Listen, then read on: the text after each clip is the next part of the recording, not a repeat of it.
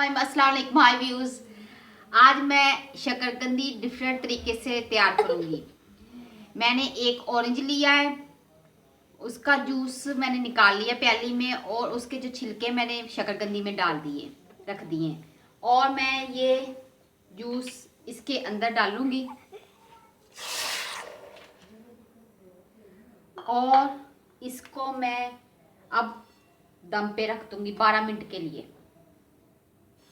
रुमाल ऊपर दूंगी, रुमाल के साथ दम पे रख दूंगी। 12 मिनट दम पे ये मैंने रख दी है शकरकंदी।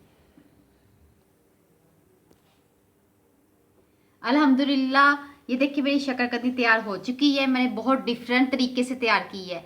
इसको मैंने लेमन के साथ, इसको मैंने ऑरेंज के साथ बनाया है। ऑरेंज के वो जूस डाल के, ऑरेंज के वो जो छिलके इसके अंदर रख के मैं दम पे दे दिया था।